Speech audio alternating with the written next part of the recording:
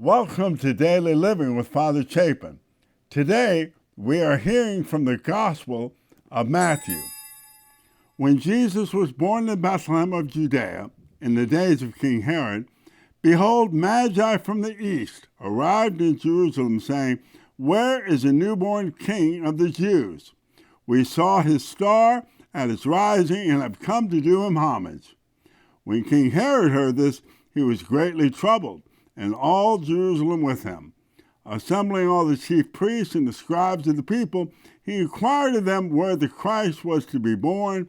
They said to him, "In Bethlehem of Judea, for thus it has been written through the prophet, and you, Bethlehem, land of Judah, are by no means least among the rulers of Judah, since from you shall come a ruler who is to shepherd my people Israel."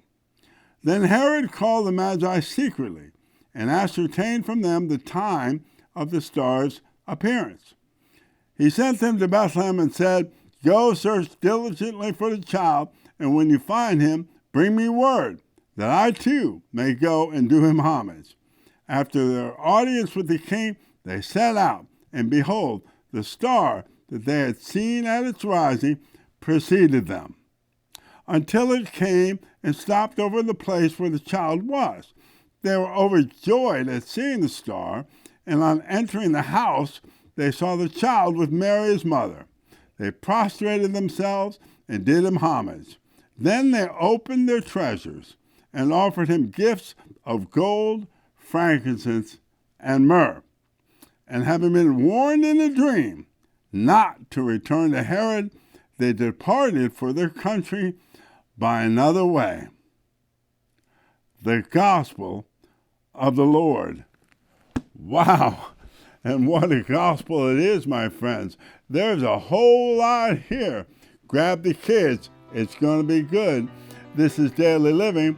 I'm Father Chapin. You hang out. We'll be right back, and we're going to talk about this gospel and a few other things along the way here as we consider God's Word and how we might be able to apply it into our daily living. Hi, this is Father Chapin, host of Daily Living with Father Chapin. It is such a pleasure to be able to come into your home each and every week and share the good news, but it's a bit expensive. So I would ask you to consider grabbing a piece of paper and a pencil, and at the next break, I'm going to share with you some details how you can become a partner with Daily Living, and together we can take the good news to a lost world. What do you say we get back to the show? Welcome back. Today, we celebrate the Epiphany and the three wise men, also known as the Magi. Tradition names them Melchior, Balthasar, and Gaspar. And every year, as we set up the nativity scenes, these mysterious figures appear, hanging out in the background. They don't look like anybody else. They don't dress like anybody else. They come on these strange animals we call camels, and they have presents, which, of course, as a child, really got my attention. But who are these mysterious people we call Magi? And why do we tell this story every year at the Epiphany? And even more importantly, how can we apply this into our daily living? You know, the other day I was visiting somebody's house, and they had a small nativity scene under the tree, and evidently the kids got into it, and I don't know exactly how it happened, but somebody put a wise man right next to Jesus, and I couldn't help but think, well, that's wrong. That's Mary's spot. What's that guy doing standing there? But then I caught myself and I thought, well, how would I know? How would I know who was standing where? I mean, it's not like I was there.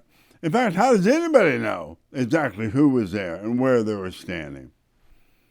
In fact, as long as we're talking about this, did you know that there is scriptural evidence that suggests that the visit of the Magi didn't happen till about 2, maybe 3 years after Jesus was born? Oh, yeah. Did you notice in the gospel, it says, they were overjoyed at seeing the star, and upon entering the house, they saw the child with his mother Mary. So it's the house, it's not a manger. But of course, why let the facts ruin a good story? So through the years, we've conflated these two stories and put them together in the manger. Why? Because that's what we do. It's called tradition.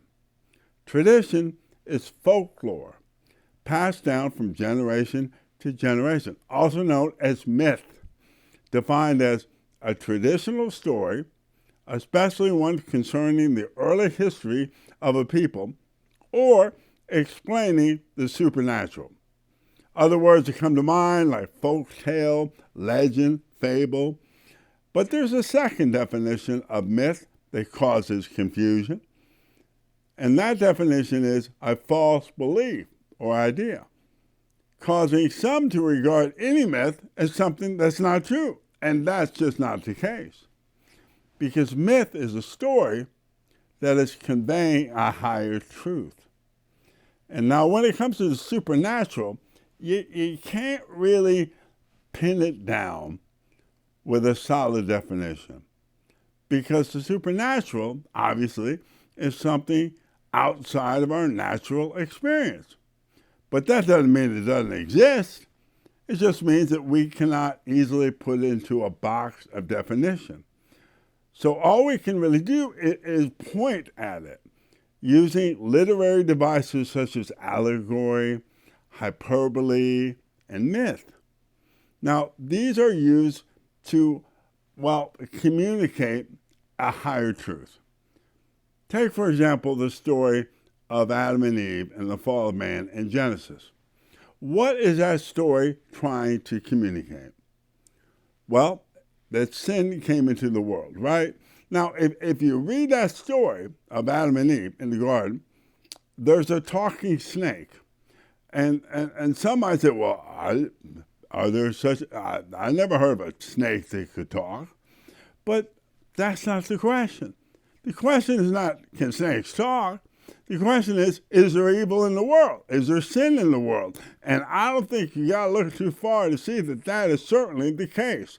So myth serves a very important function as it conveys truth from one generation to the next. Now, when you apply this idea of myth to Christmas and the birth of Jesus, well, it's overwhelming.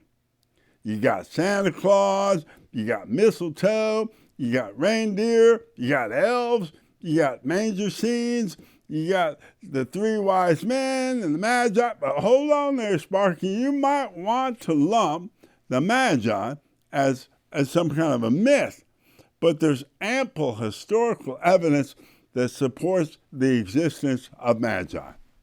Now, I'll give you, they probably weren't at the manger scene, but that doesn't mean that they didn't exist, because of course they did. So let's talk about this. When Jesus was born in Bethlehem of Judea in the days of King Herod, behold, Magi from the east arrived in Jerusalem, saying, "Where is the newborn King of the Jews?" Now, did you notice that it does not specifically number the Magi as three? It just simply says Magi from the east. But of course, tradition puts it at three, corresponding to the three gifts they brought. But it could have been as many as 50. We don't know. But again, who are these guys, the Magi? Historical records tell us that the Magi were a hereditary priesthood of the Medes. And while most of the information we have on the Magi does not come from the Bible, but rather historical writings, there is one notable exception, and that is the book of Daniel, which, by the way, is a book in the Old Testament. And in that book, you'll find a story about a king. His name was Nebuchadnezzar. He was the king of Babylon. Now, King Nebuchadnezzar, that's a tough word to say. King Nebuchadnezzar has this dream, which was really more like a nightmare. And of course, dreams in the ancient world were taken much more seriously than dreams are today. So this king wakes up from this dream and he's very upset. And so he calls in his people, the priests, the sorcerers, the magi, the guys behind the scene that are really running things. And he demands that they interpret his dream. And they say, okay, king, tell us about the dream. And the king says, no, I'm not going to tell you. I'm not going to tell you because if you are who you say you are, I don't need to tell you. You would know. And by the way, if you don't know, and you cannot interpret my dream, then I will know that you are a fraud, and I will have you and your families put to death. So this was not a good day for them. But they had heard that there was a man named Daniel who was a Jewish prisoner of war. Remember, Babylon had captured Israel, and had taken many of the Jewish captives back into captivity, and Daniel was one of them. And they had heard that this man Daniel could, in fact, interpret dreams. So they bring him like a lamb before the slaughter in front of the king. They don't think he's really going to do it, but hey, much to their surprise, not only does Daniel know what the dream was, he tells King Nebuchadnezzar exactly what it meant. And the king is so pleased that he makes Daniel head priest, which don't go over too well with the other priests. They don't like that idea at all. So they devise a plan to have Daniel killed. They come up with this law where you need to worship the king or suffer death, knowing that Daniel would refuse because he worshiped the one true God, Yahweh. So Daniel ends up getting thrown into the lion's den, but he walks out unharmed. Meanwhile, the same priests that had plotted against him are thrown in instead, and they immediately get devoured because, what goes around comes around. So, Daniel is given the title of Rab Mag. He's chief of the Magi, which means that he is the chief administrator of both Babylonia and the Persian Empire, which can you imagine? That's a big deal. Chief of the Magi. Now, that word, magi, comes from the word magus, which is where we get the word magistrate, because they were experts in the law. So they would mediate all civil or political disputes. But not just the law. I mean, these were very learned people. They were well-versed in mathematics, astrology, astronomy, politics, and religion. And they certainly would have been very familiar with all the world's religions at the time. And of course, Judaism was one of them. But they weren't Jews. They were pagans. But now all of a sudden, you have this Jewish captive, and he's running the show. Talk about the odd man out. But the funny thing is, even though the Jews and the Persians are very different people, they suffered a remarkably similar fate. Both nations would fall to Alexander the Great, only to later regain their independence. Then came the rise of Rome, and General Pompey, of volcano fame, he conquers Jerusalem. So now Rome controls Jerusalem, and they install a puppet king named Herod. Soon, Rome attacks Israel's neighbor, Parthia, which are run by the Persians. So Parthia mounts a counterattack to Rome, and they attack Israel. And now, I know we're getting a bit in the weeds here, but stay with me. It soon will make sense. This is Daily Living on Father Chapin. You hang out. We'll be right back, and we will continue to talk all about this amazing gospel here as we consider God's Word and how we might be able to apply it into our daily living. Hi, this is Father Chapin, host of Daily Living. If you feel like you're being fed by this ministry, I would ask you to prayerfully consider a partnership with Daily Living and what we're trying to do here. A monthly gift of any amount that you feel comfortable with, and I will send you a monthly newsletter, and if you provide an email address, a script of the show prior to its broadcast. Just write a check to Daily Living, P.O. Box 339, Nitro, West Virginia, 25143. You can also go on the website at mydailyliving.com and give through PayPal, and together we can shine the light of the good news in a whole lot of dark places. What do you say we get back to the show? Welcome back. Now, just for the break, we have Parthia mounting a counterattack against Rome. So they take control of Israel.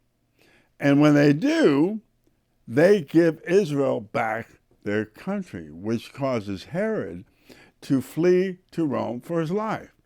So now Herod's in exile. And as he's in exile, he pleads and he bribes Caesar Augustus to retake Israel. And, well, he does. After 3 years of fighting, Rome reconquers Israel, and Herod is returned to power. So, when, behold, Magi from the east, which we can assume is Parthia, show up asking, where is the newborn king of the Jews? Can you see how this is a very big problem for Herod?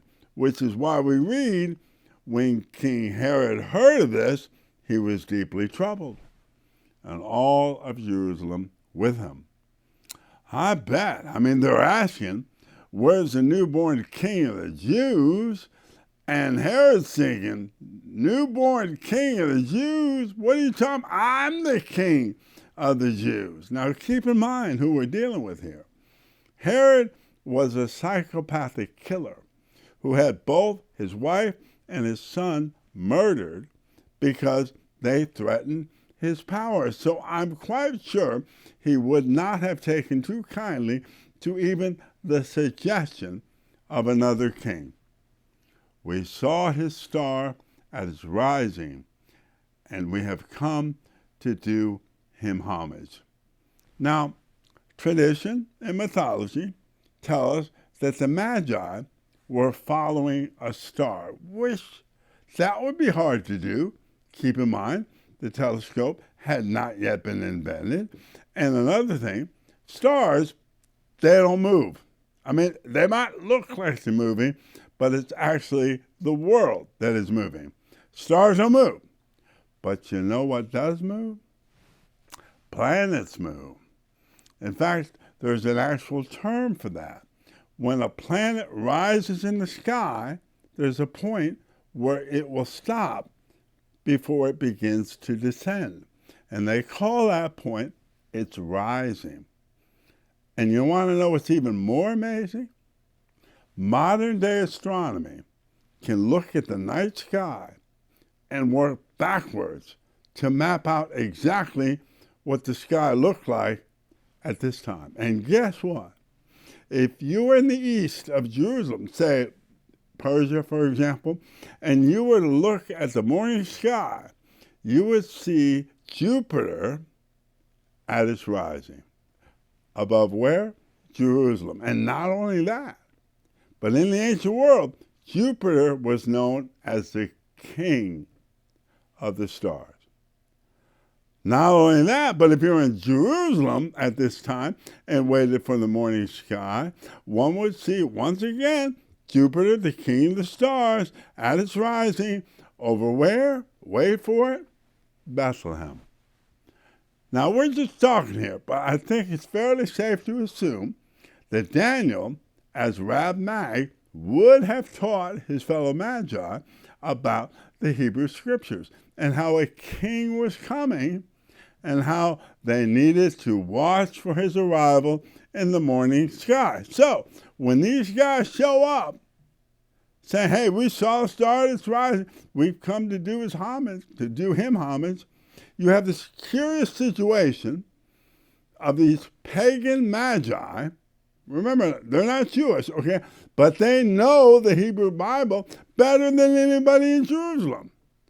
We saw the star that's rising. I mean, I can only imagine that as the Magi were making their way to the holy city of Jerusalem, they were probably expecting, kind of like a Mardi Gras situation, like a big celebration. When they got there, imagine their surprise when they finally get there, and it's just, business as usual. Just another ho-hum day in the big city. Star? What star? Now watch this. these pagan foreigners who have traveled at a great distance, at great peril, to follow a star, they show up and nobody in Jerusalem even noticed. Why? Because nobody took the time to look up. It had been 400 years since the last prophet had spoken to Israel, and the idea of a coming Messiah had been lost in tradition, folklore, and myth, and nobody was even looking. Does that sound oddly familiar? Sounds like us today, doesn't it? Herod calls in his people and asks, where is the Christ to be born? They refer to the prophet Micah. They say, Bethlehem, which, like I said, is precisely where Jupiter, the king of the stars, is seen at its rising. Now, what happens next? It's pretty curious, to me at least, because it tells me that Herod didn't really take this very seriously for two reasons, really. Number one, obviously, Herod is not a religious man. But number two, he sends these guys off into the night totally alone and said, hey, when you find the child, let me know so I can pay him my respects. Didn't even send a small escort, little retinue of soldiers to keep an eye on him, nothing. And so off they go to the small community called Bethlehem, about 6 miles outside of Jerusalem. They find the child. They prostrate themselves, they do him homage, and then they open up their treasures of gold, frankincense, and myrrh. I mean, can you imagine Joseph, what he must have been thinking about now? I mean, I imagine that the trial that he had been through with Mary coming with this fantastic story, which he didn't believe, but then he had that dream. And then later he finds himself in his own hometown for the census, and all his relatives turn their back on him, and the child is born in an animal stall. And I mean, I know there was all those nice things that were said by Simeon and Anna at the presentation, but I cannot help but think that Joseph, through it all, was plagued with doubt. Now all of a sudden you have these strange men showing up from the east to do the child homage and to give him the gifts of gold, frankincense, and myrrh. Tradition tells us that the gold represents kingship. The frankincense represents priesthood. And strangely, the myrrh represents the perfume to anoint the dead. But for Joseph, you know what those presents really represented? Money. Money he would desperately need very soon when he flees into Egypt, because God takes care of his people. So the story continues. After having been warned in a dream not to return to Herod, they departed for their country another way, the double secret back way, which is no small detail. Defying the orders of a king in his own land is not a small thing. That's the kind of thing that can get you killed. But then again, I guess sometimes following God's will can be a bit dangerous. We know that soon after this, Joseph will have another dream. And we talked all about this last week, when the angel shows up and says, Joseph, take Mary and the child and get out of town and flee to Egypt, because Herod is going to become enraged, and when he does, he orders the slaughter of the innocents when he realizes he's been double-crossed by the Magi. So, wow, what a story. What do we do with this? What is the deeper meaning? How can we apply this into our daily living? Well, first of all, I imagine there's a lot of deeper meaning here, but I want to focus on just one, the biggest lesson, and that's this. When these Magi arrived into Jerusalem, remember, It was just a day, another ho-hum day in the city, just a day of normal business, and they were spiritually asleep. And as a result, they completely missed it. Much like Lazarus lying in the grave, they had wrapped themselves in the burial bands of sin, and as they snoozed in spiritual slumber, they completely missed the whole thing. The biggest difference between the Magi and the people of Jerusalem, very simple. The Magi were watching. The Magi were awake. What about you? Yes, my friend. What about you? If Jesus showed up in the middle of your life today, would you notice? Or are we so caught up in this material world that it would pass us by? My friends, let us not allow ourselves to get lost in the tradition, folklore, and myth of the Christmas story. What star is Jesus sending you today? Are you taking the time to look up? You know, every day in this country, somebody does something nice for somebody else. Today, why don't you let that somebody be you? Because the best vitamin for a Christian is B1. This is Daily Living. I'm Father Chapin, swinging the bat of truth, and I bless you in the name of the Father, and of the Son, and of the Holy Spirit.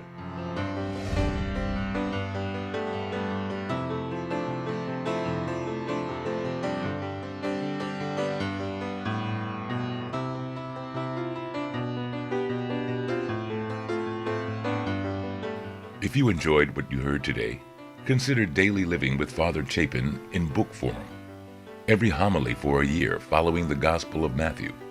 Available today in paperback, hardcover, or Kindle ebook. Download at Amazon. Daily Living with Father Chapin. Reflections on the Gospel of Matthew.